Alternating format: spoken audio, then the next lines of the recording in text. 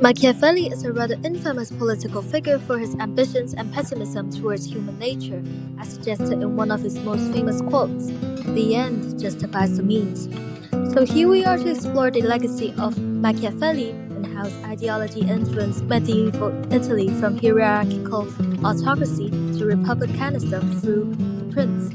Now, let us delve into his tragic yet fulfilling background. He was born on May 3rd, 1469, into a pretty well-off family in Florence, specifically in the Santo Spirito district. He had 3 siblings, Primavera, Margherita, and Toto.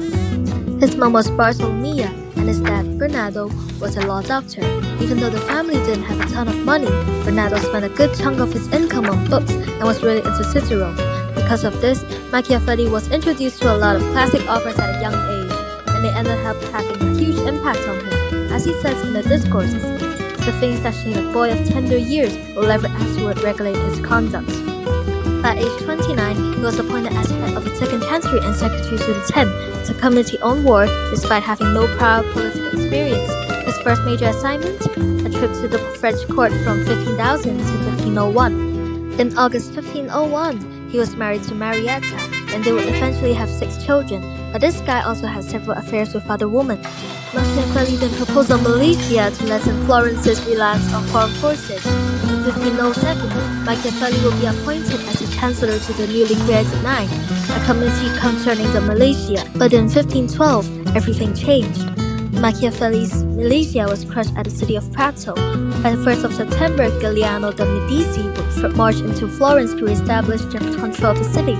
After the Medici restored the power, Machiavelli was dismissed from his post, marking the end of his official political career. In late 1512, Machiavelli's life took a dark turn. Accused of conspiring against the Medici, he was imprisoned and tortured for 22 days with the strappado, a method that painfully dislocated his shoulders.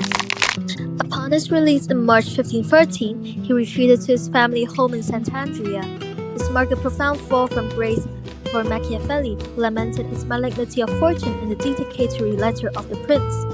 Friends like Francesco Guicciardini and patrons such as Lorenzo di Filippo Strozzi helped him seek redemption with the Medici. Their efforts bore fruit when, in 1520, he was sent on a diplomatic mission to Lucca, where he would write the life of Castruccio Castricani. Impressed, Giuliano de' Medici offered Machiavelli a position in the University of Florence as the city's official historiographer. At last, Machiavelli passed away on 21st of June, 1527, and is buried in the Florentina Basilica of Santa Croce. Now, let us explore his most controversial yet renowned work, The Prince. This work successfully initiated medieval thinkers to raise awareness on the Republicanism ideology.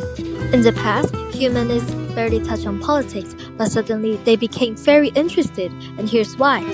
After the emperor and pope lost power, Italy lacked central authority. The idea of a united political system no longer fit, as individual city-states gained independence.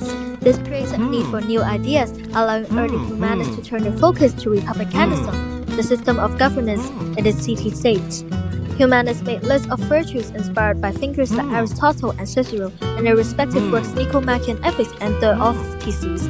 They evaluated these virtues for their practical effects. For instance, generosity or liberalitas was seen as a way to strengthen a ruler's power.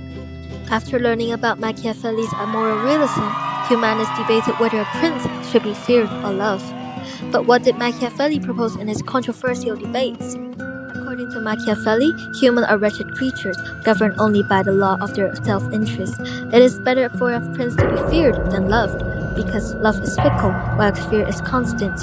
This explanation allowed for more realistic and logical views on leadership, as it is an attempt to realistically define the kind of virtues that a prince must possess if he wants to succeed in achieving his objective. Machiavelli also respects Cesare Borgia, as he embodies ingenuity, efficacy, manliness, foresight, and failure, which defines Machiavelli's concept of political virtuosity.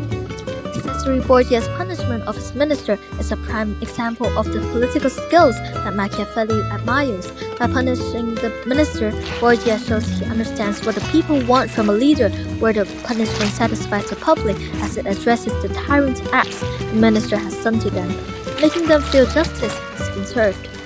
At the same time, it highlights Borgia's power, reminding everyone of his authority. Despite being portrayed as an immoral political figure, Machiavelli still possesses many leadership qualities that are worth learning from.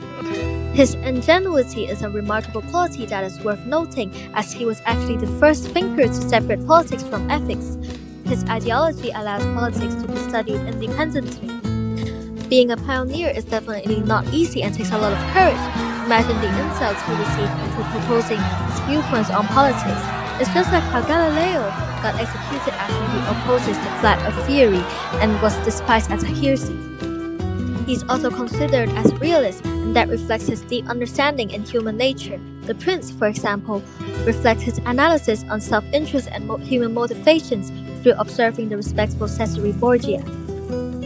Machiavelli is indeed a respectable figure, and we still have a lot to learn from him. That's all for this video. Thank you, and remember to follow the channel for more history videos.